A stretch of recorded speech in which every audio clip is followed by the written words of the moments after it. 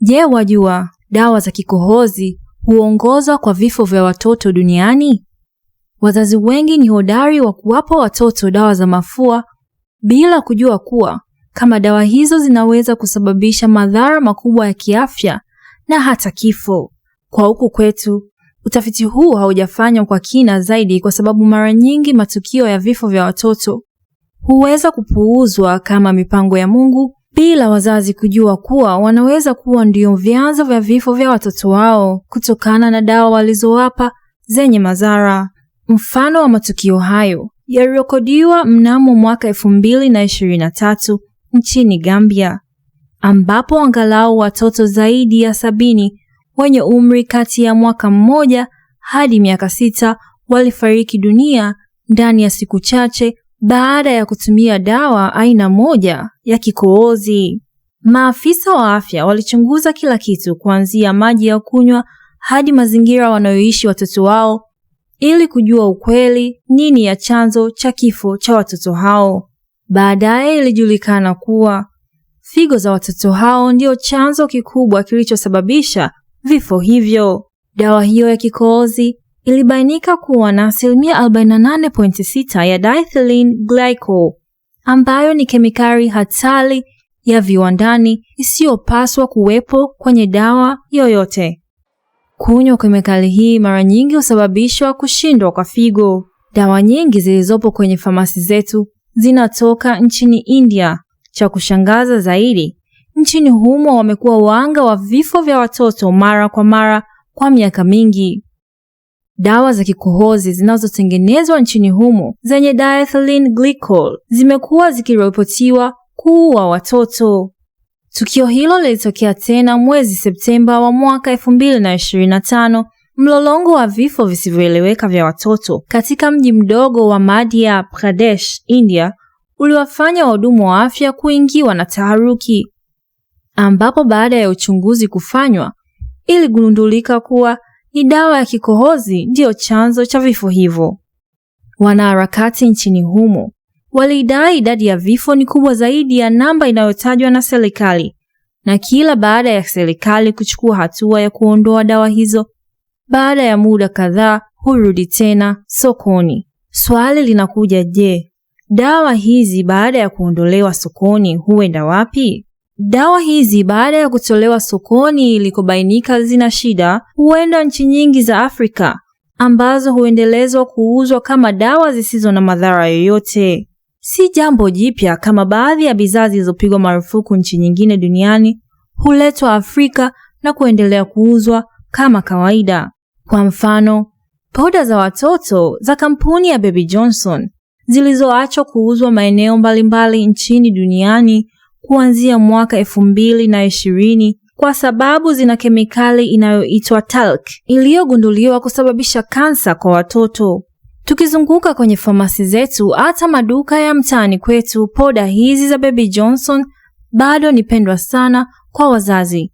Huzitumia hasa kwa watoto wa kike kipindi cha kubadilisha nepi bila kujua kama zina madhara.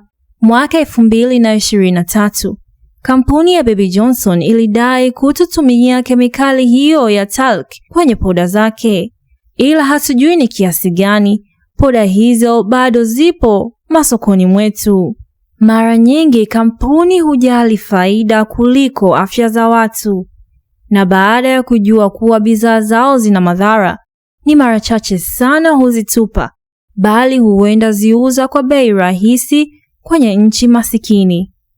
Hii ni moja ya baadhi ya bidhaa zilizopigwa marufuku maeneo mbalimbali duniani ambazo zinaendelea kuzunguka masokoni mwetu bila kujua kuwa zina sumu ndani yake. Tukirudi kwenye mada yetu, je, wazazi wafanye nini kuepuka madhara haya? Namba 1, acha kuwapa watoto dawa za ugonjwa bila ushauri wa madaktari.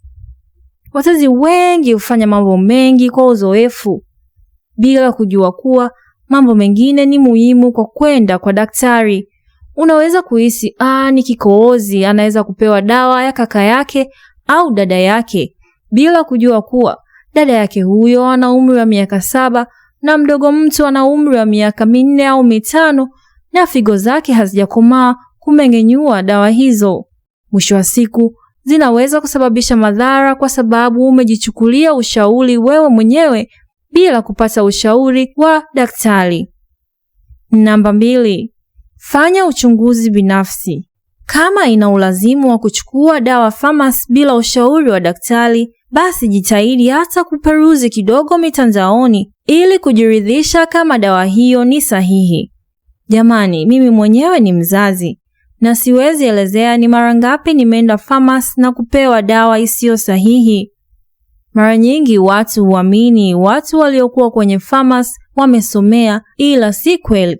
Biashara ya madawa baridi ni kama biashara nyingine kwa watu wengine, na mara nyingi huweka mtu mwenye uzoefu na hata kama hajasomea.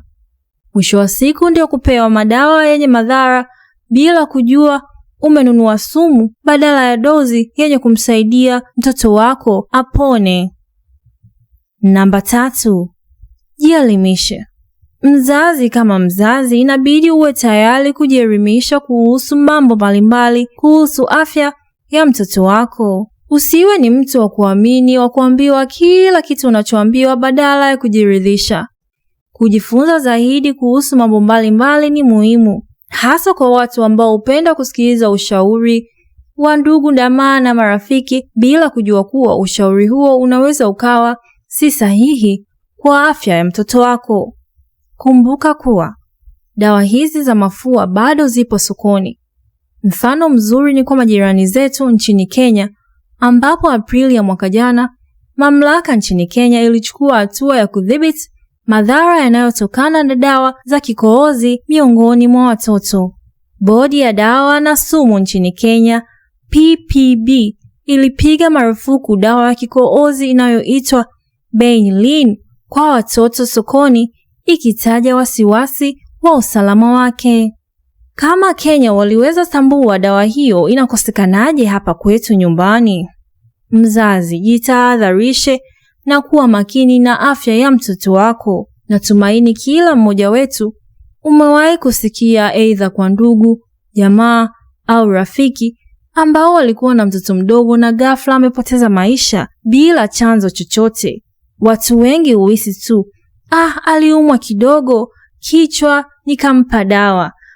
Au aliumwa kidogo mafua akapewa dawa akalala, lakini kesho yake asubuhi hakuamka, ambapo wanaweza zani ni mapenzi ya Mungu au ni mkono wa wachawi ulioingilia maisha ya mtoto huyo, bila kujua kuwa saa nyingine sababu ni madawa tunayowapa watoto. Watumie na wazazi wengine ujumbe huu ili waweze kujifunza kitu kuhusu madhara ya madawa yaliyokuwepo sokoni mwetu.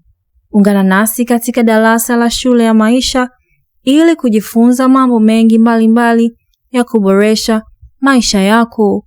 Asanteni kwa kunisikiliza. Hadi siku nyingine. Kwaherini.